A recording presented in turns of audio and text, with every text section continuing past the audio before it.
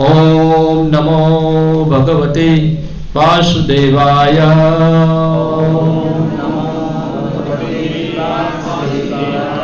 ओम नमो भगवते वासुदेवाय।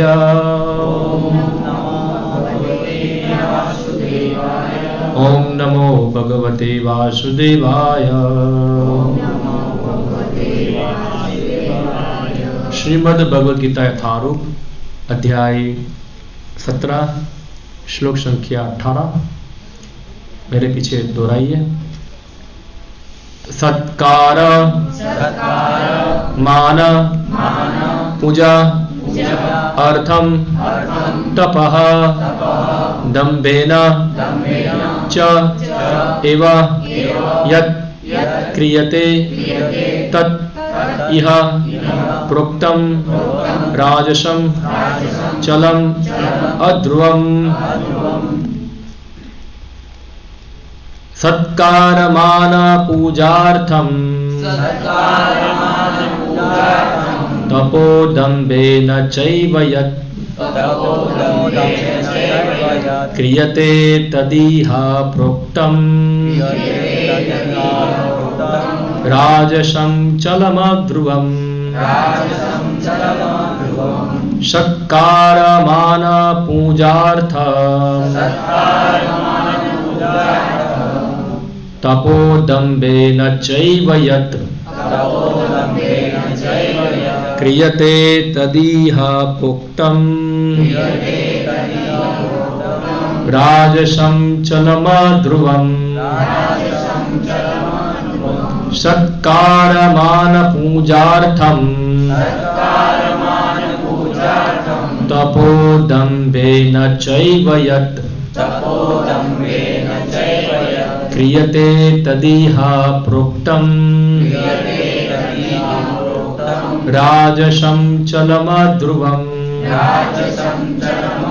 शब्दार्थ सत्कार आदर मान सम्मान पूजा तथा पूजा अर्थम के लिए तपः तपस्या दम्भेन घमंड से च भी एवं निश्चय ही यत् जो क्रियते किया जाता है तत् वह इह इस संसार में प्रोक्तम कहा जाता है राजसम रजोगुण चलम चलायमान अध्रुवम क्षणिक। अनुवाद एवं तात्पर्य कृष्ण कृपा मूर्ति अभय चरणारविंद भक्ति वेदांत स्वामी श्री प्रभुपाद द्वारा जो तपस्या दंभ पूर्वक तथा सम्मान सत्कार एवं पूजा कराने के लिए संपन्न की जाती है वह राजसी रजोगुणी कहलाती है। यह न तो स्थायी होती है न शाश्वत। तात्पर्य कभी कभी तपस्या इसलिए की जाती है कि लोग आकर्षित हो तथा उनसे सत्कार सम्मान तथा पूजा मिल सके। रजोगुणी लोग अपने अधीनस्थों से पूजा करवाते हैं और उनसे चरण धुलवाकर धन चढ़वाते हैं। तपस्या करने के बहाने ऐसे कृत्रिम आयोजन राजसी माने जाते हैं। इनके फल क्षणिक होते हैं, वे कुछ समय तक रहते हैं, वे कभी स्थायी नहीं होते। ओम ज्ञानतिमिरन्धस्य ज्ञानाञ्जनशलाकया चक्षुरुन्मिलितं येन तस्मै श्रीगुरुवे नमः। श्रीचैतन्यमनोभीष्टं स्थापितं येन भूतले स्वयं रूपः कदा मह्यं ददाति स्वपदान्तिकम्। वन्देऽहं श्रीगुरो श्रीयुतपदकमलं श्रीगुरुन् वैष्णवांश्च श्रीरूपं साग्रजातं सहगणरघुनाथामृतं त्वं सजीवं साद्वैतं सावधूतं परिजनसहितं कृष्णचैतन्यदेवं श्रीराधा कृष्णपादान् सहगण ललिता श्री विशाखान्वितांश्च श्री कृष्ण चैतन्य प्रभु नित्यानंद श्री अद्वैत गदाधर शिवासादि गौर भक्त वृंद। हरे कृष्ण कृष्ण कृष्ण हरे हरे, हरे राम राम राम हरे हरे। हरे कृष्ण। तो हम लोग भगवद गीता का 70वां अध्याय पढ़ रहे हैं। इससे पहले के सत्र के अंदर हम लोगों ने देखा था भगवान कृष्ण तपस्या के बारे में बता रहे हैं। कल लास्ट संडे हमने देखा था तप के बारे में, और भगवान कृष्ण ने बताए तप 3 प्रकार से होता है, शरीर द्वारा, मन द्वारा और वाणी द्वारा। और हमने देखा था शरीर का तप क्या है। शरीर का तप है गुरु हमसे बड़े आदरणीय हैं और अन्य को प्रणाम करना, सम्मान देना, और ब्रह्मचर्य पालन करना, और ये सब क्या है शारीरिक तप उच्यते। ये सब शरीर के क्या है तप माने जाते हैं। फिर हमने देखा मन का तप। हाँ, मन के बारे में भगवान बताए जो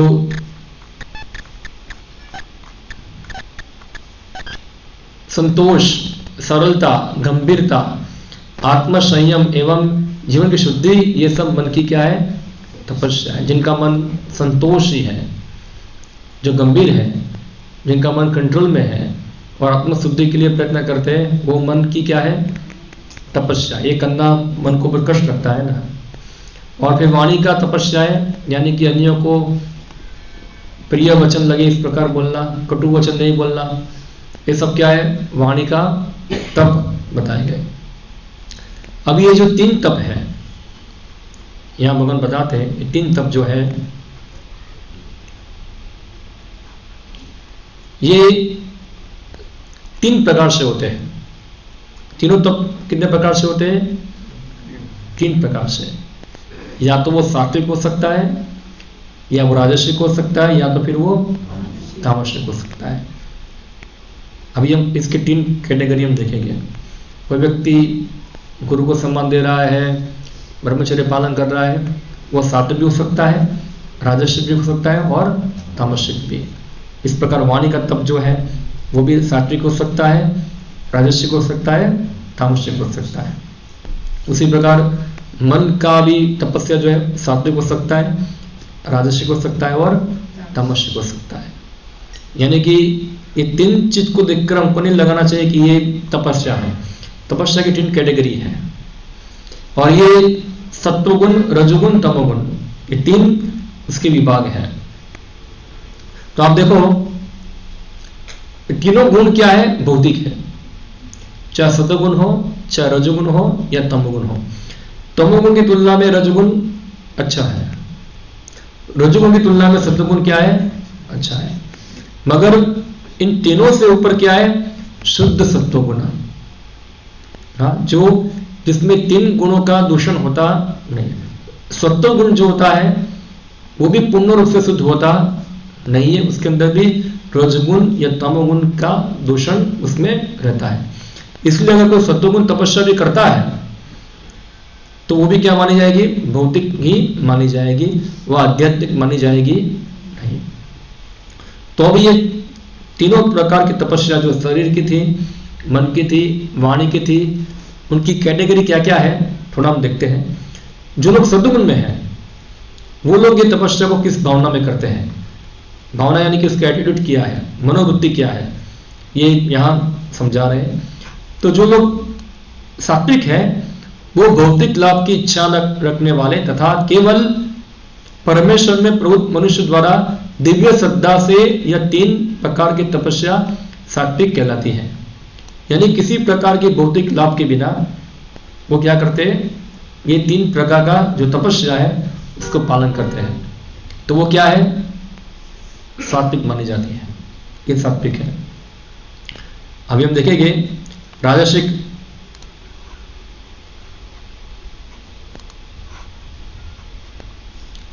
जो आज हमने श्लोक देखा जो तपस्या दंभ पूर्वक सम्मान, सत्कार एवं पूजा कराने के लिए किए संपन्न की जाती है वह राजसी कहलाती है। यह ना तो स्थायी होती है ना शाश्वत। तो देखो, ये कोई माँ बाप की पूजा भी करेगा, कोई गुरु की पूजा भी करेगा, कोई ब्रह्मचर्य व्रत पालन करेगा, कोई वाणी का तप भी करेगा, कोई मन का तप भी करेगा, मगर ये सबका उद्देश्य अगर उसका होगा हाँ सम्मान प्राप्त करना, सत्कार प्राप्त करना, कि देखो मैं कितना अच्छा व्यक्ति हूँ, हाँ लोग मेरा क्या करें, वाह करें, मेरी पूजा करें, हाँ और इस प्रकार से दंभ यानी कि देखो मैं कर रहा हूँ, उसको अपने कार्य में क्या होता है, गर्व होता है, मैंने किया, तो थोड़ा उसका दिखावा करते हैं सब जगह पर, देखो मैंने किया मैंने किया मैंने किया। तो इस प्रकार की जो तपस्या है वो राजसिक मानी जाती है। आप देखो, व्यक्ति कई बार इतना कष्ट लेता है, इवन सामान्य व्यक्ति भी इतना कष्ट ले पाते नहीं है। कोई व्यक्ति सत्कार प्राप्त करने के लिए, पूजा प्राप्त करने के लिए बहुत कष्ट लेता है। क्यों? क्योंकि उसके सामने क्या मिलता है, सम्मान मिलता है। लोग सम्मान के लिए क्या क्या नहीं करते। देखो, आपने देखा होगा कई बार, हर 12 साल में कुंभ मेला होता है। हाँ, कुंभ मेला होता है। कुंभ मेले में बहुत सारे साधु आते हैं, खास करके वो हिमालय की गुफा में रहने वाले साधु होते हैं। उनकी जगह देखेंगे आप, किसी की 5 मीटर है, किसी के 6 मीटर है, किसी की 8 मीटर है। और जब कुंभ मेला होता है, 1 महीना चलता है, 2 महीना चलता है कुंभ मेला। हाँ, तो सब लोग आते हैं और सब लोग अपनी अपनी जटा फैलाते हैं। जिसकी जटा लंबी, लोग उसका फोटो खींचेंगे, उसका सेल्फी खींचेंगे, उसकी वाह करेंगे, उसको ये सब करके क्या अंदर से क्या मिलता है, हास। मेरा 12 साल का जो तपस्या था ये बाल बढ़ाने का, वो क्या हुआ, सफल हुआ। उसको वहां संतुष्टि मिलती है। ये संतुष्टि के लिए वो 12 साल क्या करता है, अपनी जटा बढ़ाता है। और जितने जटा वाले हो गए लाइन में बैठे हुए हैं, सब लोग अपनी जटा को मापेंगे। बोला तुम्हारी जटा 5 मीटर है, मेरी जटा 5 मीटर से ऊपर 1 फुट ज्यादा है, ऐसा है, से मेरा तपस्या ज्यादा है तुमसे, दम होगा। देखते हैं ऐसा लोग। कई बार लोग कपड़ा भी नहीं पहनते हैं, कठोर तपस्या करते हैं और ऐसे आग लगा के बैठेंगे, ठंडे पानी में बैठ जाएंगे, कड़क ठंडी होगी, एकदम नंगे पैर जाएंगे, हाँ चलते हुए। मगर ये सब तपस्या का पर्पस है लोगों को दिखाकर उनसे क्या मांगना, सम्मान मांगना। देखो आज मैंने उपवास किया, आज मैंने कुछ नहीं खाया, हाँ आज मैं निर्जला किया, कुछ पानी नहीं पिया, तो लोग क्या सोचेंगे, वाह कितना तपस्वी व्यक्ति है। तो उससे क्या होता है, उसको जिया मिला, सम्मान मिला। सम्मान प्राप्त करने के लिए व्यक्ति जो है इतना कष्ट उठाएगा। यहां से चल के जाएगा, किधर कोई मंदिर होगा, कोई धाम होगा, चल के जाएगा, साइकिल लेके जाएगा। आजकल भी साइकिल लेके जाने का फैशन है ना पूरा। कई बार साइकिल लेके पूरा भारत भ्रमण करते हैं लोग, लिखते हैं भारत भ्रमण साइकिल लेके जाते हैं। क्यों जाते हैं? कि हमारा नाम बढ़े। लोग हिमालय पे चढ़ते हैं, एडवेंचर करते हैं सब अलग अलग प्रकार के। क्यों करते हैं? नाम बढ़े, सत्कार प्राप्त करने के लिए, पूजा प्राप्त करने के लिए। हाँ, तो ये सब क्या है, ये सब रजोगुण में आता है। मतलब ये क्रियाएं का उद्देश्य जानते नहीं है। अभी देखो जो सात्विक होगा, राजस्व होगा, तामसिक क्रिया ही कर रहा है, तीनों के फल अलग अलग हो गए। इसलिए क्रिया महत्वपूर्ण नहीं है, महत्वपूर्ण क्या है, चेतना। चेतना महत्वपूर्ण है। क्रिया तो दोनों ही समान करेंगे, अगर चेतना योग्य नहीं है तो तीनों का फल क्या होगा, एक ही क्रिया का फल अलग अलग होगा, अलग अलग होगा। इसलिए चेतना सबसे महत्वपूर्ण है। और गीता में यही है, चेतना को प्रॉपर करना, चेतना को सही दिशा में ढालना। देखो जैसे अर्जुन ने भी युद्ध किया, दुर्योधन ने भी युद्ध किया, मगर क्या हुआ, तो अर्जुन विजयी हुए और दुर्योधन विजय नहीं हुए, फल दोनों को समान मिला नहीं। एक कथा आती है, महाभारत में कथा आती है, युधिष्ठिर महाराज ने किया था राष्ट्र यज्ञ। हाँ, और राष्ट्र यज्ञ आपको पता होगा, मैंने पहले ही बताया था आप लोगों को, बहुत मेगा होता है। और उसके अंदर जो यज्ञ करने वाला राजा है वो चक्रवर्ती होना चाहिए। चक्रवर्ती का मतलब शायद आज लोगों को पता नहीं होगा। चक्रवर्ती का मतलब सम्राट, यानी कि दुनिया का राजा। जैसे अभी आधुनिक समय में लोग लड़ रहे हैं, कौन आधुनिक दुनिया का राजा बनेगा, रशिया वाला या तो फिर अमेरिका वाला। दोनों आधिपत्य जमाना चाहते हैं ना। दुनिया का राजा अमेरिका या रशिया या चीन, तीसरा खड़ा हो गया अभी, और चौथा खड़ा होना चाहता है भारत। हम कौन दुनिया का राजा बनेगा? हाँ, तो लोग चक्रवर्ती राजा बनने, तो युधिष्ठिर महाराज चक्रवर्ती राजा थे। और उस समय पद्धति ये थी चक्रवर्ती राजा बनने की कि राजा जो है अपना घोड़ा या अपने सैनिक को अलग अलग राज्य में भेजते हैं और राजा को चैलेंज करते हैं, ये राजा आप लोग हमारे अंडर हो जाइए। जैसे अमेरिका वाले बोलते हैं ना सबको कि आप लोग हमारे अंडर में आ जाओ, हाँ, पाकिस्तान हमारे अंडर में आ जाओ वरना तुमको खत्म कर देंगे, हमारे अनुसार चलना चाहिए सब कुछ। तो इसी प्रकार से चक्रवर्ती राजा जो है अपने सैनिक को भेजते हैं अलग अलग राज्यों के अंदर, और सैनिक को या तो राजा को सरेंडर करना है या तो फिर युद्ध करके उसको हराना है, या तो इसमें हार जाने का, तो में से एक है। तो जो राजा सरेंडर करते हैं तो वो राज्य उसके क्या हो जाता है, अधीन हो जाता है। और अधीन होने का मतलब क्या है कि राजा तो वही रहेगा, मगर राज्य का जो उसका जो इनकम होगी, एनुअल इनकम होगी, उसमें से कुछ परसेंट जो है कहाँ जमा करना पड़ेगा, मुख्य राजा को, जो मेन राजा है। जैसे भारत में भी था, आपने देखा होगा जब मुगल का राज्य था, मुगल शासन था ना यहाँ, एवं ब्रिटिश के समय भी था, तो मुगल का शासन दिल्ली से चलता था और बाकी सब छोटे छोटे राजा सब यहाँ शासन करते थे। उनको क्या करना है, यहाँ से एनुअल टैक्स देना है उनको, और वो लोग उनको सैनिक सहायता प्रदान करते हैं, यानी कि उनकी बॉर्डर को रक्षा करते हैं। यहाँ इस प्रकार की व्यवस्था थी। तो ये इस प्रकार से युधिष्ठिर महाराज ने पूरी दुनिया के ऊपर शासन किया, पूरी दुनिया को अपने अंडर लेके आ गए। जो नहीं आना चाहते थे उनके साथ युद्ध किया। जैसे एक बहुत बड़ा राजा था जिसका नाम जरासंध, नाम सुना होगा आप लोगों ने, जरासंध। तो बहुत बड़ा राजा था और उसने बहुत सारे राजाओं को बंदी बनाया था। हाँ, और उसका नियम क्या था कि वो हर राजा को गला काटकर वो शिव जी को बलि देना चाहता था। तो राजा लोगों ने क्या किया था, एक गुप्त संदेश द्वारका भेजा था भगवान कृष्ण को कि आप हमको बचाइए, हमारी रक्षा कीजिए। उसी समय नारद मुनि आते हैं और बताते हैं भगवान कृष्ण को कि युधिष्ठिर महाराज जल्दी ही राष्ट्र यज्ञ करने के लिए आपको आमंत्रित करना चाहते हैं। तो क्या किया जाए, दो काम आ गए। एक काम आ गया राष्ट्र यज्ञ में जाना, दूसरा काम आ गया जरासंध को मारना। तो जो अन्य यादव थे वो बोलते हैं हम लोग मार देंगे जरासंध को, कोई बोलता है नहीं राष्ट्र यज्ञ में जाना है, क्या दो में से कौन सा काम करें। तो भगवान कृष्ण का एक मित्र थे, मिनिस्टर थे, जिनका नाम था उद्धव, नाम सुना होगा आप लोगों ने।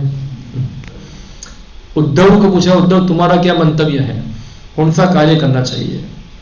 बोला एक ही कार्य में दो कार्य हो जाएंगे। कैसे? बोला राष्ट्रीय यज्ञ का मंत्र स्वीकार कर लो, अब जाओ इंद्रप्रस्थ, और युधिष्ठिर महाराज को राष्ट्रीय यज्ञ करना है तो उनको सबका आधिपत्य ग्रहण करना पड़ेगा।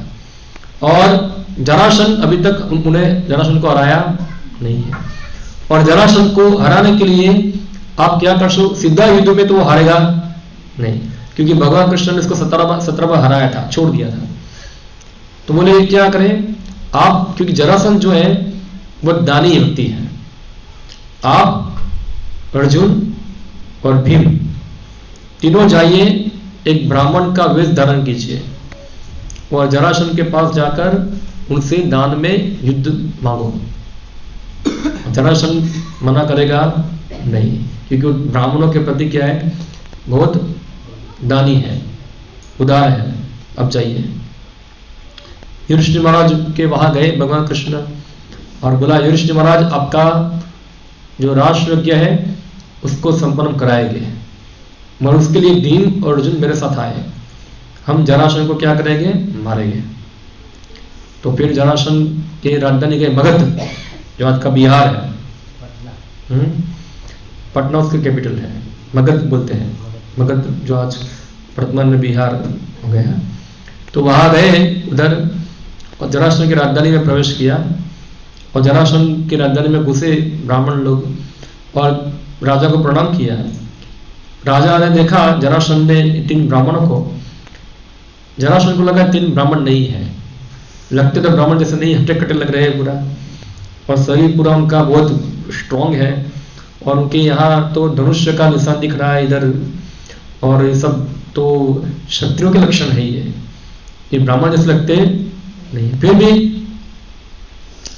बोला क्या चाहिए, आपका परिचय दो, कौन हो आप और क्यों आए हो। तो सब लोगों ने अपना परिचय दिया। तो भगवान कृष्ण परिचय कराते हैं सबका। देखो ये है कुंती पुत्र भीम, ये कुंती का तीसरा पुत्र अर्जुन, और मैं तुम्हारा पुराना दुश्मन कृष्ण, जो 17 बार तुमको भगाया था, 18 बार मैं भाग गया था। जरासंध बहुत हंसा, हाँ, तुमको तो मैंने बोला हम चाहते हैं आपसे युद्ध चाहते हैं, आपसे द्वंद्व युद्ध चाहते हैं। जरासंध बोला तुमसे मैं कभी युद्ध नहीं करूंगा। कौन? कृष्ण, तुम तो शत्रु नहीं हो। तो युद्ध में से भाग गए थे, तुम्हारे साथ युद्ध करके मैं ये युद्ध कला को बर्बाद करना चाहता, तुम हट जाओ साथ से। अर्जुन छोटा है, अभी क्या है, छोटा है, मेरे बराबर नहीं है, तो वो भी बराबर स्पर्धा नहीं हो पाएगी। भीम बराबर है, उसके साथ मैं युद्ध करूंगा। हम देखे फिर पूरा दिन युद्ध चला, यहां से भीम मारता है, वहां से भगवान जरासंध मारता है। 1 महीने तक युद्ध चला। दिन में युद्ध करते हैं, रात को सब इकट्ठे होकर खाते हैं। हाँ, तो ये नियम था युद्ध का। आजकल की तरह नहीं कि किसी को निर्दोष को मार देना चाहिए। वही जरासंध के गेस्ट थे ना ये लोग, तो जरासंध को रात को खिलाता भी था, आओ अभी साथ में मिलकर खाते हैं। और सुबह क्या चलता है, फिर फाइटिंग चलती है। तो 30 दिन तक युद्ध चला और भीम पूरा मार खा रहा है। अभी भीम जहां टिक पा रहा नहीं था। तो फिर क्या हुआ, अभी जरासंध जब पैदा हुआ था तो वो आधा पैदा हुआ था। हाँ, आधा गर्भ वहां से एक दूसरी पत्नी से निकला था, आधा वहां से निकला था। तो क्या राजा ने, रानी ने फेंक दिया था उसको जंगल के अंदर, वहां फेंक दिया था। फेंक दिया तो एक राक्षसी जो थी वो उसको खाने के लिए आई थी। तो देखा अलग अलग बॉडी पड़ा है, तो उसने क्या किया, उसको सिया तो वो शिशु जिंदा हो गया। और जिंदा हो गया तो राक्षस ने देखा कि मैं जो राज्य में रहती हूँ यहाँ, वो राजा हमारा सब काम करते हैं, तो मुझे ये शिशु को वापस राजा को दे देना चाहिए, मैं खाऊंगी नहीं उसको। तो राजा के पास गई, बोला आपका शिशु मैंने ज्वाइन किया, वो क्या हो गया, जिंदा है, आप उसको संभालो। बोला तुम्हारी सेवा से प्रसन्न हूं, तुमको क्या चाहिए, वरदान मांगो। बोला इसका नाम जो है ना मेरे नाम से रख दो। तो जरा नाम की क्या थी, वो राक्षसी थी, तो उसका नाम रखा जरासंध। संध यानी कि जोड़ना, और जो जरा ने उसको क्या किया, जोड़ा, इसलिए क्या बन गया, वो जरासंध बन गया। और फिर क्या हुआ, तो युद्ध हुआ दोनों का, और जरासंध बने रहा था। भगवान कृष्ण को पता था उसका मरण कैसे होगा। तो भगवान कृष्ण ने क्या किया, भीम को दिखाया, एक तड़क ला लिया, इसको तोड़ दिया।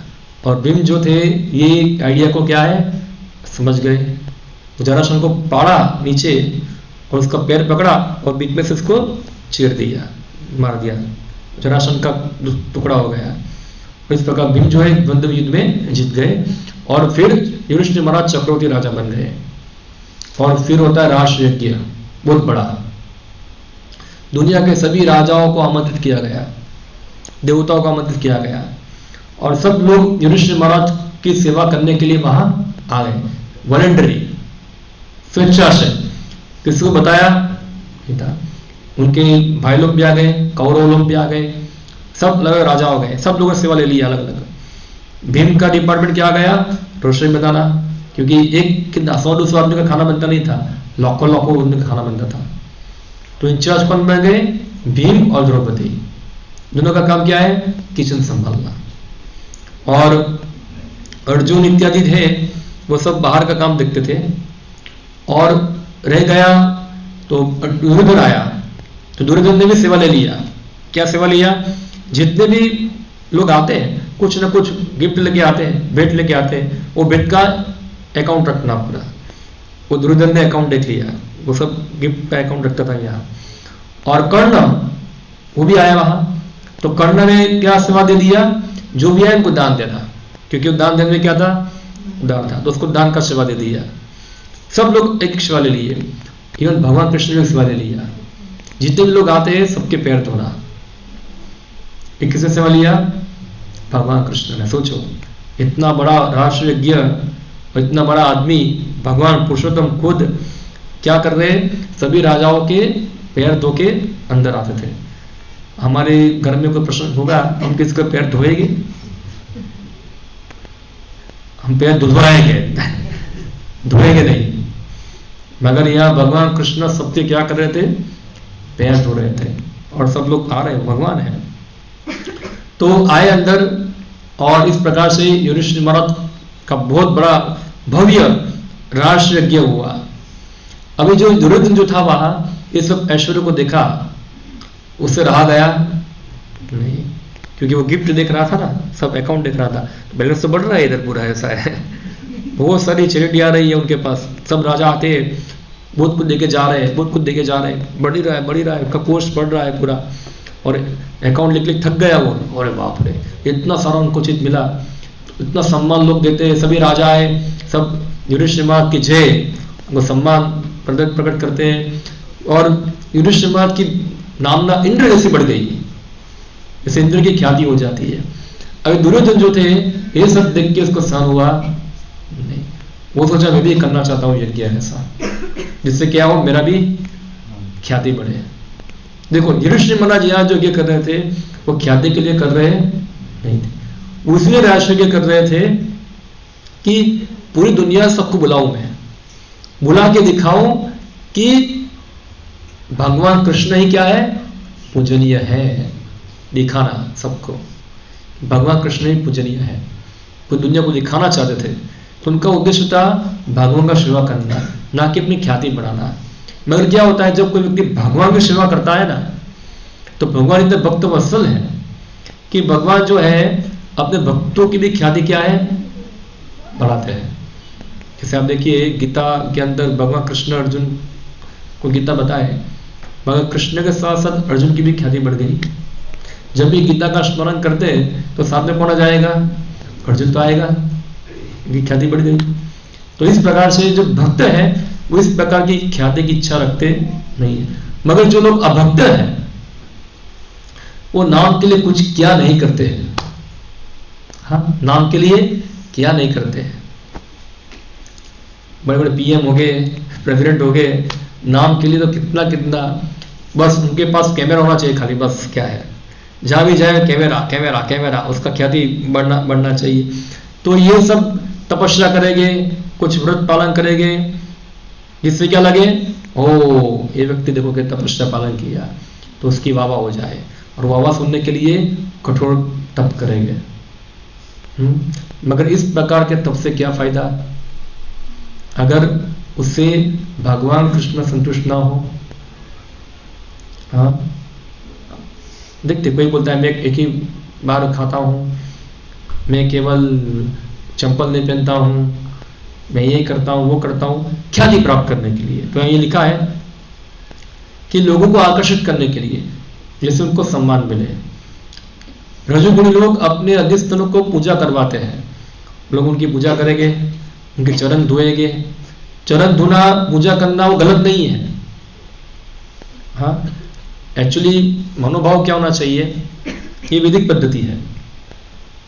जो भी गुरुजन है, बड़े व्यक्ति है, उनका चरण धोना चाहिए। जो जिनके चरण धोते हैं उनको नहीं सोचना चाहिए कि मेरे चरण धो रहे हैं, उनको सोचना चाहिए कि मैं उनको चरण धोकर, वो मेरे चरण धो रहे हैं, वो भी उनको सेवा का अवसर देते हैं और ये सेवा को भगवान को अर्पण करते हैं। वह जो लोग अपना भगवान को बाईपास कर दिया और खुद सब सेवा ग्रहण कर रहे हैं या सम्मान प्राप्त कर रहे हैं, इसलिए जो गुरु है वो वाया मीडिया है। क्या है वो? वाया मीडिया, इस समझते अंग्रेजी शब्द है, माध्यम है। जो कुछ भी भगवान को अर्पण होता है वो गुरु के माध्यम से भगवान को अर्पण होता है। इसका मतलब नहीं कि गुरु खुद भोगी है।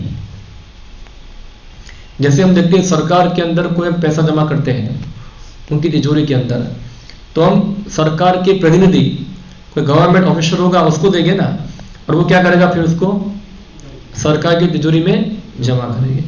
उसी प्रकार से जो गुरु है उनको सम्मान मिलता है, वो सम्मान को क्या करते हैं, उनके गुरु को देते हैं, उनके गुरु को देते हैं। ऐसे कहाँ पहुंचता है वो? भगवान तक पहुंचता है। यानी कि वो सम्मान के लिए कुछ करते नहीं है, और जो सम्मान के लिए कर रहा है तो उनकी तपस्या क्या हो जाएगी? राजसिक। मैं रोज 2 बजे उठता हूं, मैं 2 बजे उठकर 220 माला करता हूं बिना खाए, फोटो खींचो, भेज दो सब जगह पे। क्या है? तो ये सम्मान की इच्छा से किया वही क्रिया किया, सुबह उठा भी, माला भी किया होगा, सब किया। इच्छा क्या थी कि लोग जाने कि क्या है, मैं कितना बड़ा तपस्वी हूं, देखो मैं कितना कष्ट ग्रहण करता हूं, लोग थोड़ा सम्मान दे मुझे। तो ये क्या है? राजसिक तपस्या मानी जाती है। और भगवान बताते, ये 2 शब्द यहां अच्छे बताते हैं।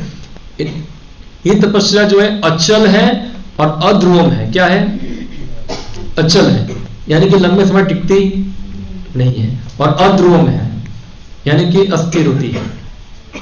आप देखिए, कोई भी कार्य, कोई भी तप है या कोई भी है, उसका परफेक्शन माना जाता है वो कितना लंबे समय तक कर सकता है। हाँ, कितना लंबे समय तक कर पाएगा वो। तो हम देखिए, भगवान की सेवा में जो तपस्या होती है, जो भगवान की प्रसन्नता के लिए की जाती है, वही कार्य जो होगा लंबे समय तक चलेगा। बाकी लोग क्या हो जाएंगे, धीरे धीरे हताश हो जाएंगे, फ्रस्ट्रेट हो जाएंगे, कुछ नहीं, छोड़ दिया उसको।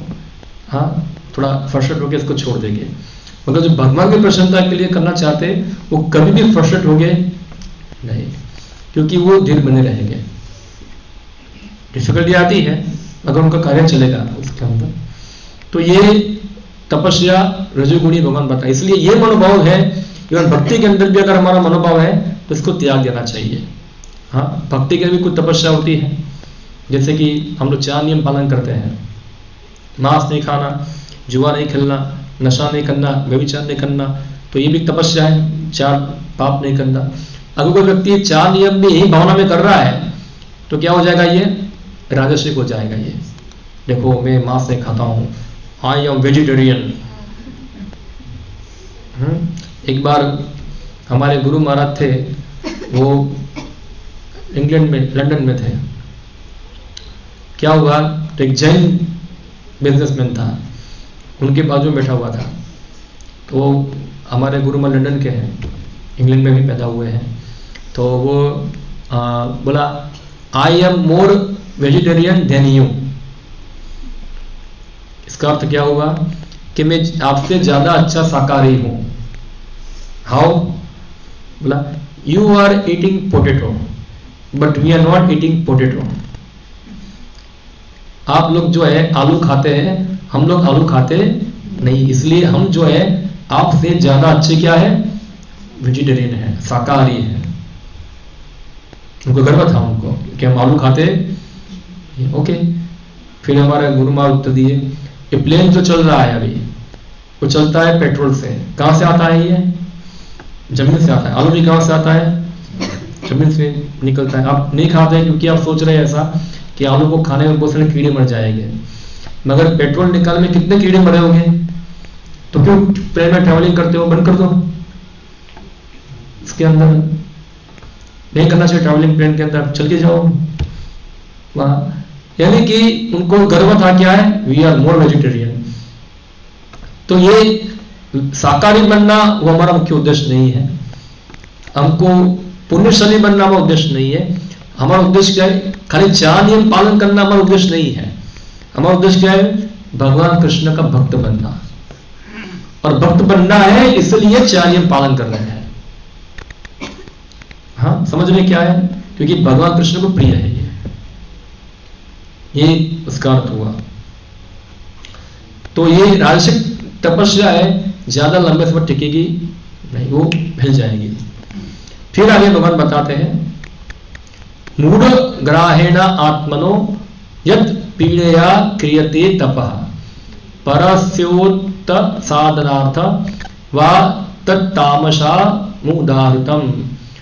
मूर्खतावश आत्म उत्पीड़न के लिए या अन्यों को विनष्ट करने या हानि पहुंचाने के लिए जो तपस्या की जाती है वह तामसी कहलाती है। यानी कि मूर्खतावश, हाँ, हानि पहुंचाना, किसी को कष्ट देना, इस प्रकार की तपस्या क्या मानी जाएगी, तामसिक।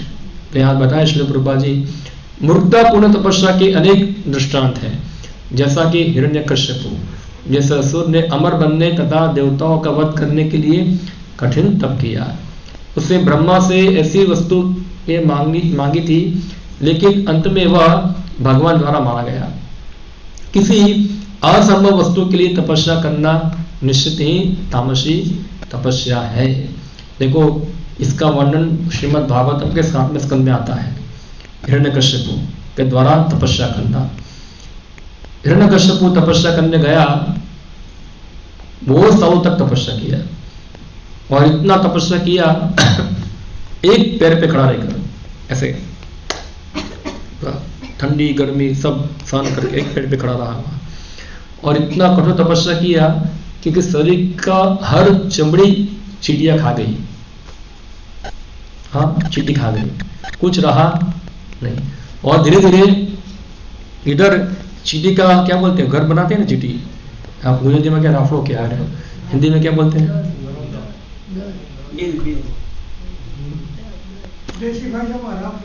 हाँ, अब हिंदी भाषा में नाम है, हिंदी वाले को पता होगा। हिंदी भाषी कौन है? नीमक तो उदय को बोलते हैं, हम लोग हिंदी भाषी ने पता नहीं है कि गुजराती भाषा में तो राफड़ो के है। हाँ, तो वो चीटिया बनाया, इतना ऊपर तक आ गया, यहां तक इसका सब खा लिया, पूरा सब खा लिया, और केवल हड्डियां ही बचा था और कुछ नहीं, केवल हड्डी। कौन था? हिरण्यकश्यपु। इतना जिद्दी व्यक्ति, हाँ, कि ब्रह्मा से मैं वरदान मांग के ही रहूंगा, भले जो भी हो जाए, मांगना ही है मुझे। इतना दृढ़ संकल्प, इतना दृढ़ मनोबल, और उसकी तपस्या से तो पूरा ब्रह्मांड, यहां से अग्नि निकलना चालू हो गया खोपड़ी से, पूरा इतना अग्नि निकला कि पूरा ब्रह्मांड में ताप ताप हो गया पूरा। सब देवता लोग भी जलने लगे, सब ब्रह्मा जी के पास गए, इसकी तपस्या को रोको वरना ब्रह्मांड क्या हो जाएगा, पूरा जल जाएगा। फिर ब्रह्मा जी वहां गए, हिरण्यकश्यप को रोका, उस पर जल डाला, उसका शरीर अच्छा हो गया। फिर बोला, इतना कठोर तपस्या तुम किस लिए कर रहे हो? देखो, जब हमको कुछ चीज मांगनी होती है तो मांगने की 2 पद्धति है, एक तो रिक्वेस्ट करके मांगना और एक टॉर्चर करके मांगना। हाँ, रिक्वेस्ट यानी कि मुझे दे दो, हम मांगेंगे, और दूसरा क्या है, हम ऐसा कुछ हरकत करेंगे जैसे आजकल की डेमोक्रेटिक प्रोटेस्ट बोलते हैं ना, सब करते हैं। ये टॉर्चर एक प्रकार का है। हाँ, क्या करेंगे, लाइन में लग जाएंगे या केरोसिन डाल के अपने आप को जला देंगे या भूख हड़ताल करेंगे, या ये सब क्या है, ये सब ऐसी चीज है कि हमारी डिमांड जो है इसी तरह से पूरी होनी चाहिए, ऐसा है, वो जिद्दी है। तो हिरण्यकश्यप जो था ऐसे ही पूरा जिद्दी व्यक्ति था, जो भी डिमांड पूरी करने के लिए इतना कठोर तपस्या किया कि ब्रह्मा जी मुझे दो, मैं डिमांड पूरी करूं। तो क्या डिमांड थी उसकी, तो बोला ब्रह्मा मुझे अमर बना दो। ब्रह्मा बोले अमर बनना है, अमर तो मैं खुद भी नहीं हूं, उनको कैसे अमर बना सकता हूं। तो हिरण्यकश्यप जो था उसने क्या किया, फिर उसने ब्रह्मा को चीट करने का प्रयत्न किया। ठीक है, आप अमर नहीं बना सकते मुझे, तो आप मुझे ऐसा वरदान दो, दिन में ना मरू, रात में ना मरू, या तो फिर दोपहर को ना मरू, या कोई अस्त्र से ना मरू, शस्त्र से ना मरू, ना प्राणी से, ना पशु से, ना मनुष्य से, जितनी प्रकार से मृत्यु होती थी सब बोल दिया। हाँ, ये सब योग शक्ति मिल जाए, ये हो जाए वो जाए, और ये सब प्राप्त करके हिरण्यकश्यप जो था बहुत ताकत वाला हो गया, बहुत ताकत वाला हो गया। सभी देवताओं को उसने बंदी बना लिया, इंद्र, चंद्र, सूर्य और जितनी प्राकृतिक व्यवस्था थी उसका सभी नियंत्रण हिरण्यकश्यप के हाथ में आ गया। देखो, इस जगत का नियंत्रण देवता करते हैं और देवताओं को भगवान ने स्थापित किया है। तो सब डिपार्टमेंट जो थे अभी किसके हाथ में आ गए, हिरण्यकश्यप को। वैसे हम देखें ना, प्राइम मिनिस्टर होता है, एक एक डिपार्टमेंट मिनिस्टर को देते हैं ना करने के लिए, भाई खेती वाला तुम्हारा, डिफेंस का तुम्हारा, हाईवे का तुम्हारा, एजुकेशन का तुम्हारा, अलग डिपार्टमेंट बांट देते हैं। हिरण्यकश्यप ने क्या किया, खुद अकेला डिपार्टमेंट, सब डिपार्टमेंट उसके हाथ में, मैं ही सब इंचार्ज अभी सबका। और जितने भी देवता जो थे सब लोग उसकी चाकरी करने आ गए हैं। इंद्र उसके लिए चाकरी करता था, उसके लिए फ्रूट काट के आता था लेने, तुम फ्रूट खाओ, ऐसा है, तुम तो खिलाएगा, फ्रूट खिलाएगा, फ्रूट खाओ हिरण्यकश्यप को। और चंद्र इत्यादि देवता उसको पंखा लगाएंगे, कोई अन्य देवता उसके पैर दबाएंगे, कुबेर सब उसके पैर दबाते हैं, और सबकी घर वाले को बोला तुम नाचो इधर सामने, मेरे सामने, सबको नचाएगा वहां। इतना टॉर्चर किया सबको, बहुत ताकत वाला हो गया, बहुत ताकत वाला हो गया, सब देवताओं से परेशान हो गए, कुछ नहीं कर सकते, क्या करें। मगर उसका ही पुत्र जो था वो प्रहलाद, उन सबको कंट्रोल कर दिया, प्रहलाद को कंट्रोल कर पाया नहीं। वो उसने अपने पिता का विरोध कर दिया। उसके पिता बोलते स्कूल में जाके सीखो कि विष्णु भगवान नहीं है, मैं ही भगवान हूं। प्रहलाद आगे बोलते हैं भगवान तो विष्णु ही है, और हिरण्यकश्यप को डायरेक्ट हुआ नहीं। तो प्रहलाद को मारने के लिए उसने बहुत परिश्रम किया, मगर प्रहलाद का बाल बाका कुछ हो पाया नहीं। हिरण्यकश्यप को इतना डिस्टर्ब हो गया, इतना हताश हो गया, और प्रहलाद को पूछ लिया अंत में, देखो मैंने इतना तपस्या किया, तुमने कौन सा तपस्या किया है बताओ, क्या तुम्हारी तपस्या है, क्या तुमने इतना करोड़ों साल तक एक पैर पे खड़ा होकर तपस्या किया है, तुमने कुछ भी नहीं किया है, तुम्हारे पास इतनी सारी शक्ति कहां से आ गई कि तुमको कुछ नहीं हो पा रहा है। प्रहलाद महाराज जो थे वो भक्त थे, और भक्त और असुरों में ही फर्क होता है। भक्त जो है हमेशा भगवान को जानते हैं, असुर लोग भगवान को जानते नहीं है। प्रहलाद जी बताए, देखो पिताजी, आपकी मेरी सबकी सबकी शक्ति का स्रोत कौन है, भगवान विष्णु है। और हिरण्यकश्यप सुन के क्या हो गया पूरा, हाँ विष्णु। असुरों के कान में जाता है विष्णु नाम जाता है, तुरंत उनको क्या होता है, गुस्सा आता है, हाँ विष्णु, ये नाम बंद करो, कहा है तुम्हारा विष्णु, आज उसको मार दूंगा मैं, इधर है, पूरा चिल्लाना चालू कर दिया इधर।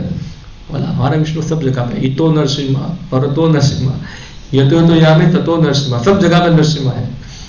हिरण्यकश्यप को सही नहीं पाया, और फिर भगवान प्रकट हुए, उसको दिखाया। इतना बड़ा तपस्वी था, इतना बड़ा टॉर्चर करने वाला था, उसे नाखून से मार दिया खाली। कैसे, एक नाखून से। नाखून से माना है कि नाखून क्या एक नगण्य चीज है, क्या है, तो भगवान दिखाना चाहते हैं ये सो कॉल्ड बड़े बड़े तपस्वी है, ये साइंटिस्ट लोग जो होते हैं कितनी तपस्या करते हैं, रात को कितना जग जग के पूरा रिसर्च करते हैं, पूरा कितना बुद्धि लगाना होता है उनको। हाँ, ये कोविड का वैक्सीन बनाने गए, कितना बुद्धि लगाया होगा सब लोगों ने, और इतना रिसर्च करके बनाते हैं, मगर इतना सब मेहनत करने के बाद भी ये सबको खत्म करना भगवान के नाखून का काम है खाली बस। हाँ, एक झटके में उनका पूरा रिसर्च, पूरा जो डेवलपमेंट था वो क्या हो जाएगा, खत्म हो जाएगा। वो अमेरिका वाले ने बनाया था द वर्ल्ड ट्रेड सेंटर, बड़ा कितना फ्लोर का बिल्डिंग था, 110 माल का बिल्डिंग था, वर्ल्ड ट्रेड सेंटर, बहुत अमेरिका के गौरव पूरा, इतना बड़ा, 1 लाख आदमी काम करते थे उसके अंदर। हाँ, मगर कुछ मिनटों के अंदर ही धराशायी हो गया पूरा।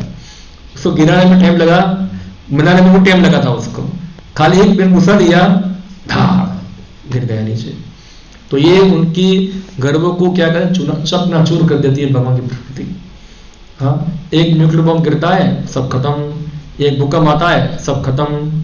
हाँ, तो ये जो लोग हैं तपस्या करते लोगों को कष्ट पहुंचाने के लिए मेहनत करते हैं, कैसे हथियार बना रहे हैं। आप देखो कितने ऐसे चलते हैं, ऐसे ऐसे बम बनाते हैं जो बम खतरनाक है पूरा। जैसे एक बम है फॉस्फोरस बम होता है, वो डालते जहां भी वहां से ऑक्सीजन ही खत्म हो जाती है, हमने ऐसे ही मर जाएगा उधर। फिर केमिकल वेपन बनाते हैं पूरा, केमिकल बम छोड़ते हैं तो केमिकल से ऐसी पोल्यूशन, ऐसा हवा फैलेगी सब लोग का दम घुट जाएगा, सब मर जाएंगे। हाँ, निर्दोष आदमी को मारने के लिए, या तो फिर सब ये सब अभी वैक्सीन क्या बना है, वो कोविड का वायरस बनाएंगे और उसको इंजेक्ट कर देंगे, सब जगह पे सब फैलाएंगे, सब लोग मरना चालू हो जाएंगे। ये क्या है, जगत अहिता, जगत के अहित के लिए इतना कठोर परिश्रम करते हैं, मूर्खतावश कर रहे हैं। तो ये तपस्या क्या है, तामसिक है। इसलिए हम बोलते हाँ ये साइंटिस्ट कितना अच्छा है, कितना बड़ा आविष्कार किया, इससे फायदा और नुकसान हुआ। जो व्यक्ति ने न्यूक्लियर बम बनाया, वो न्यूक्लियर बम बनाने के बाद बोला मैंने ये उद्देश्य से बम नहीं बनाया था, हाँ, कि एक साथ लाख लोग मर जाए।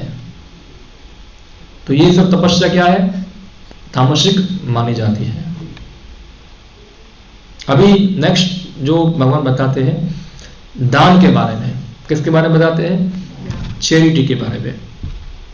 इसके भी 3 विभाग बताए गए हैं चैरिटी के।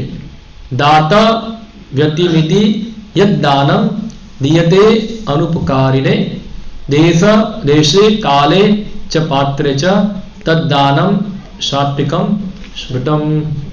जो दान कर्तव्य समझकर किसी प्रत्युपकार की आशा के बिना समुचित काल तथा स्थान में और योग्य व्यक्ति को दिया जाता है, यह क्या है, वह क्या है, सात्विक माना जाता है।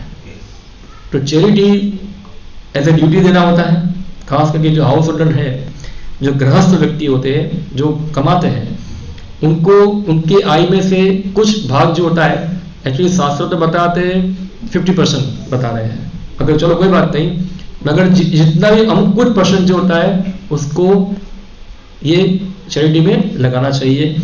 तो चैरिटी कर्तव्य समझकर, ड्यूटी मानकर, ऐसा नहीं मैं आज इतना दे रहा हूं मुझे भविष्य में ज्यादा मिलना चाहिए। हाँ, कई बार लोग मंदिर में दान पेटी में 10 रुपए डालते हैं, भगवान 10 रुपए दे रहा हूं 10 लाख का काम हो जाए। हाँ, जैसे भगवान के पास पैसा नहीं है, 10 रुपए डाल के अपना काम, 10 रुपये में भगवान को पटा रहे हैं। हाँ, तो ऐसा नहीं किसी प्रत्युपकार की आशा के बिना कि मैं दे रहा हूं तो मुझे ये जन्म में कुछ मिलेगा या अगले जन्म में कुछ मिलेगा मुझे। क्योंकि चैरिटी में मैं पता है कि आप अगर किसी को देते हो, कुछ चैरिटी करते हो, तो अगले जन्म में आपको मिल जाता है वापस। जैसे आपको कोई फायदा हो रहा है पैसों का, आपका पैसा आ ही रहा है, तो इसका मतलब कि आपने पूर्व समय किसको दिया होगा, इसलिए कि आपके पास अभी वो डिपोजिट आ रही है, सब एफडी आपकी पक रही है और आपका जा रहा है। तो समझना चाहिए कि आपने क्या किया था, बहुत किसी का लिया है इसलिए जा रहा है। वो पुलिस वाला लेके चला जाएगा, वकील लेके चला जाएगा, डॉक्टर लेके चला जाएगा, बच्चे लेके चले जाएंगे, सब जा रहा है। मंडी रहा है, यानी कि हमने किसी को लिया है, दिया वापस नहीं था। तो इसलिए किसी प्रकार के प्रत्युपकार की आशा के बिना, यानी कि मुझे अगले जन्म में क्या फायदा होगा उसका सोचना नहीं है। हाँ, और योग्य काल में, समय, योग्य स्थान और योग्य व्यक्ति को जो चैरिटी देती है उसको सात्विक माना जाता है। अभी जो भगवान के लिए जो चैरिटी होती है उसमें देश, काल और स्थान की आवश्यकता नहीं है। भगवान के लिए किसी भी समय, किसी भी स्थान व्यक्ति दे सकता है। हाँ, क्योंकि भगवान की भक्ति जो है 3 गुणों से परे है। कई बार हम लोग देखते हैं, हाँ, चैरिटी कोई करने आएगा तो उसको कुछ देना है, चलो मुझे 1001 देना है, जन्माष्टमी के दिन दूंगा, एक दिन पहले नहीं, या तो फिर कुछ एकादशी आज ही दूंगा, कल नहीं। ऐसा क्यों? वो क्या सोच रहे हैं, एकादशी के दिन देंगे, जन्माष्टमी के दिन देंगे तो क्या हो जाएगा, हमारा दान जो होगा ना वो हमको ज्यादा कुछ फायदा करेगा। ऐसा है, अगर वास्तव में भगवान के लिए सेवा कर रहे हैं वो कभी भी देंगे उसका फायदा ही है, कोई नुकसान, क्योंकि वो भक्ति में सेवा है वो। और भक्ति में सेवा जो है वो अहितु की अप्रत्यता है, वो कहीं भी किधर भी हमको करनी चाहिए। ऐसा कंडीशनिंग लगाना चाहिए नहीं भक्ति के अंदर। जैसे माँ होगी, उसका बच्चा होगा, माँ बोले, बच्चा बोला भूख लगा है, माँ बोलेगी 1 बजे मिलेगा, अभी नहीं मिलेगा, ऐसा करेगी? हाँ, तो उसको भूख लगा तो माँ उसको खिलाएगी, रात को भी खिलाएगी बना के, नहीं 1 बजे अभी नहीं, तो फिर वो क्या हुआ, कंडीशनिंग हो गया। तो भक्ति जो है वो तो अनकंडीशनिंग होनी चाहिए, जिसमें किसी प्रकार का देश, काल, पात्र ये सब विचार होना चाहिए। भगवान के लिए चैरिटी करना है। इसलिए एक उदाहरण आता है शास्त्र में, कृष्णा बुक में आता है। एक बार कुछ याज्ञिक ब्राह्मण थे, वो यज्ञ कर रहे थे, हाँ, जंगल के अंदर, और कृष्णा, बलराम और इत्यादि सब गोपाल थे, वो गाय चराने के लिए जंगल में जा रहे थे। सभी गोपाल को भूख लग गया, तो कृष्णा ने बोला एक काम करो, यहाँ नजीक में कुछ यज्ञ हो रहा है, कुछ ब्राह्मण लोग क्या कर रहे हैं, यज्ञ कर रहे हैं, तो आप जाके वहां जाके भोजन मांग लो। सब गोपाल गए वहां, सब ब्राह्मण के पास गए, सब ब्राह्मण यज्ञ कर रहे थे। यज्ञ यानी कि क्या है, भगवान विष्णु को अर्पण करना। अब विष्णु खुद भेजा आप इसको अपने भक्तों को, जाओ जाके जो भी बनाया वो लेके आ जाओ वहां से। वो ब्राह्मण लोगों ने मना कर दिया, नहीं देना है तुमको, एक टाइम प्रॉपर नहीं है देने का, भागो यहां से, भगा दिया। वो वापस आके बोले कृष्ण को, अरे कुछ दिया नहीं, तो भगा दिया वहां से। एक काम करो, उसकी घरवाली के पास जाओ। तो उनकी घरवाली के पास भेज दिया, या की पत्नियों के पास भेज दिया। बोला कृष्ण बलराम ने भेजा है, हम लोग वन में गाय घुमा रहे हैं, चरा रहे हैं, बहुत भूख लगाए, कुछ बनाया हो तो दे दो। अभी सब याज्ञिक ब्राह्मणी ने क्या बनाया था, यज्ञ में नैवेद्य बनाए थे। नैवेद्य पता है ना आपको, हमारे यहाँ 56 भोग बोलते हैं, 56 में ज्यादा होता है, बहुत सारे नैवेद्य होते हैं, सब बनाए थे यज्ञ में ऑफर करने के लिए। वो सभी नैवेद्य किसको दे दिए, एक गोपाल को दे दिया। ब्राह्मण लोग देख रहे हैं, पर यज्ञ के लिए बनाया था, तुम इसको दे रही हो, क्या है, पीटूंगा तुमको। नहीं नहीं, कृष्ण को दे देना है, दे दिया, साफ दे दिया उनको। और भगवान कृष्ण प्रसन्न हुए, क्यों, क्योंकि उन्होंने कोई देश काल, भगवान के प्रति उनकी क्या थी, स्वाभाविक लगाव था उनको, तो दे दिया उनको वहां। ऐसे तो ये भगवान की जो भक्ति है उसमें देश, काल, पात्र का विचार होता नहीं है, वो तो कहीं भी किधर भी हमको करनी चाहिए। मगर सत्वगुण जो है भौतिक जगत के अंदर अच्छा माना जाता है, मगर भक्ति जो उससे भी ऊपर है। हाँ, तो बताएं, वैदिक साहित्य में ऐसे व्यक्ति को दान देने की संस्कृति है जो आध्यात्मिक कार्यों में लगा हो। अविचार पूर्ण ढंग से दान देने की संस्कृति नहीं है। आध्यात्मिक सिद्धि को सदैव ध्यान में रखा जाता है। अतएव किसी तीर्थ स्थान में सूर्य या चंद्र ग्रहण के समय, मासांत में या योग्य ब्राह्मण अथवा वैष्णव को मंदिर में दान देने की संस्कृति है।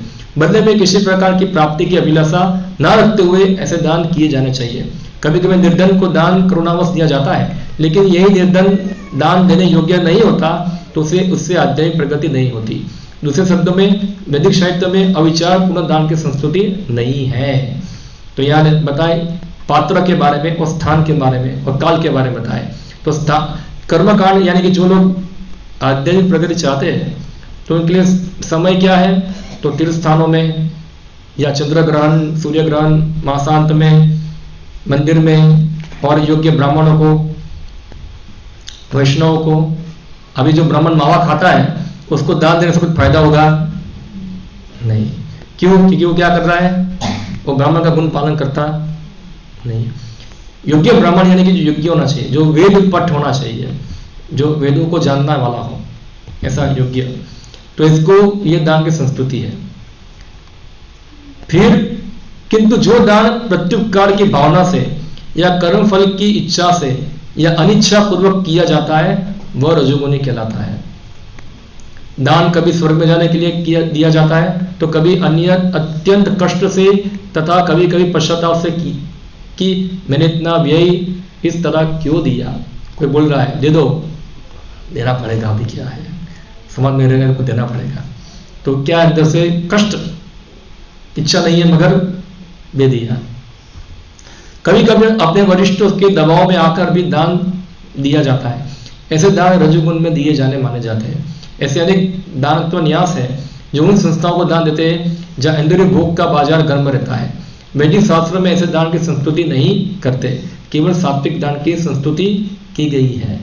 यानी कि इसी ऐसे स्थान पर दान देना अनिच्छापूर्वक और प्रत्युपकार की भावना से कि मुझे कोई लाभ मिले, हाँ मुझे कोई लाभ होना चाहिए। अभी हमारे यहाँ एक कोई आता है कोई दान देने के लिए, मैं उनको बोला आप गीता में कुछ सेवा कीजिए। नहीं करूँगा कुछ। तो क्या हुआ? बोला गोधन पूजा के अंदर आपने तो प्रसाद दे दिया था, ऐसे दान देना बंद कर दिया अभी। और भूल गया कोई, इसमें क्या है, नहीं दूंगा मैं अभी। यानी कि उनके भावना क्या थी, प्रत्युपकार चाहिए उनको। अभी उसका वास्तविक कृष्ण की सेवा करने का उद्देश्य है, तो कुछ मिला नहीं मिला वो करना चाहिए हमको। यानी कि हम कुछ बदले में क्यों कुछ आशा रखते हैं, हमारी कुछ आशा रखनी चाहिए, वो सेवा नहीं होती। वो सेवा नहीं है। सेवा का मतलब क्या है, हम लेना चाहते नहीं है, वो सेवा है। और ठीक है, इसके प्रत्युपकार के बदले में कुछ हमको प्रसाद मिलता है सामने, वो तो बोनस है। क्या है वो कृपा है। कृपा की कीमत होती नहीं है। प्रसाद का मतलब क्या होता है? प्रसाद शब्द का अर्थ क्या होता है? कृपा। और कृपा को पैसों से खरीदी जा सकती नहीं है। कृपा से ही मिलती है, वो भगवान की अयति की कृपा से हमको प्रसाद मिलता है। तो ये भावना होनी चाहिए हमारी। जनरली क्या होता है, लोग जरा फ्रूटिव ज्यादा होते हैं। और फिर अंत में भगवान बताते हैं, तथा जो दान किसी अपवित्र स्थान में अनुचित समय में किसी अयोग्य व्यक्ति को या बिना समुचित ध्यान या तथा आदर से दिया जाता है वह तामसिक कहा जाता है। यहाँ पर मद्यपान तथा ढुंढ कीड़ा में वैष्णव व्यक्ति के लिए दान देने को प्रोत्साहन नहीं दिया गया। ऐसा दान तामसिक है। ऐसा दान लाभदायक नहीं होता, वरन उससे पापी पुरुषों को प्रोत्साहन मिलता है। इसी प्रकार यदि बिना सम्मान तथा ध्यान लिए बिना किसी उपयुक्त व्यक्ति को दान दिया जाए तो वह तामसिक है। इवन जो योग्य पात्र भी है मगर उनके सम्मान और ध्यान के बिना दिया जाए वो भी क्या है, तामसिक दान माना जाता है। तो 3 है। और 3 से ऊपर क्या है, आध्यात्मिक भगवान कृष्ण के प्रति दान, जो आगे के श्लोक में आएगा वो हम बाद में देखेंगे। ओके, तो यहाँ हम समाप्त करते हैं। हरे कृष्णा। किसी को कोई प्रश्न हो विषय के ऊपर तो पूछ सकते हैं, इसमें कोई कमेंट हो, क्वेश्चन हो। ओके, ठीक है। हरे कृष्णा। श्रीमद् भगवद गीता की जय। श्री प्रभुपाद की जय।